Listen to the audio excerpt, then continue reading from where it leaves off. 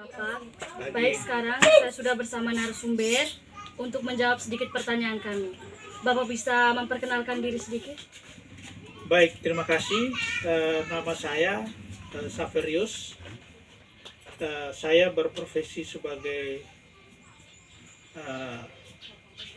advokat yang melakukan beracara di wilayah hukum pengadilan negeri Ende.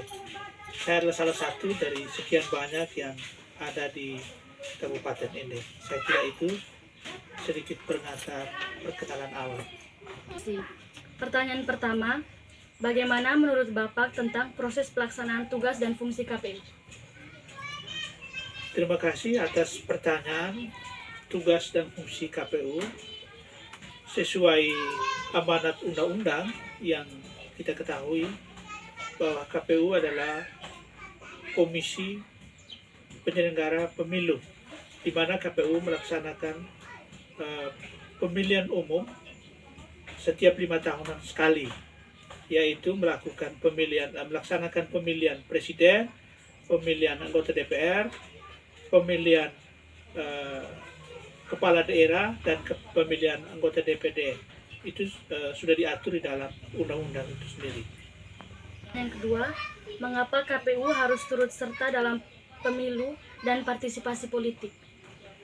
Ya, karena KPU itu dibentuk berdasarkan undang-undang sebagai lembaga independen untuk melaksanakan pemilu.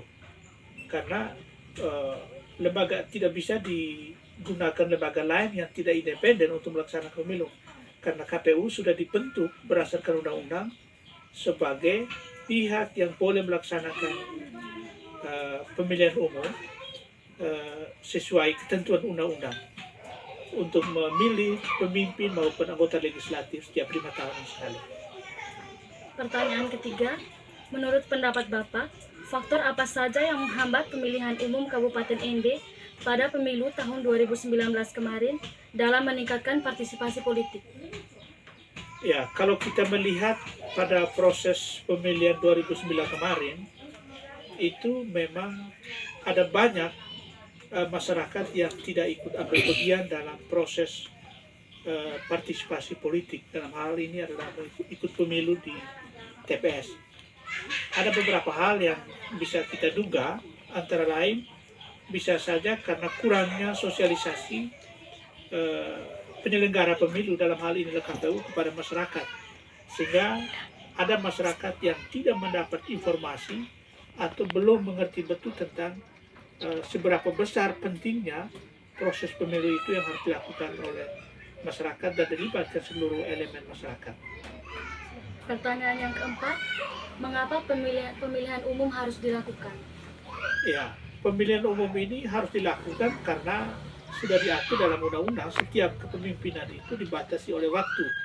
Maka untuk memilih pemimpin yang baru dilakukan secara demokratis melalui jalur pemilu. Maka pemilu itu harus dilakukan untuk memilih pemimpin yang untuk memimpin di negara ini, baik legislatif, kepala daerah, maupun yang lainnya.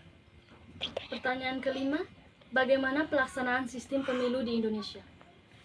Ya, sistem pemilu di Indonesia adalah pemilu yang dilakukan secara langsung, di mana rakyat sendiri menentukan pemimpinnya, tidak melalui utusan atau perwakilan seperti DPR untuk memilih pemimpin. Tapi rakyat sendiri berpartisipasi menentukan siapa menjadi pemimpin mereka, yaitu mereka menentukan melalui proses pemilu itu untuk memilih pemimpin.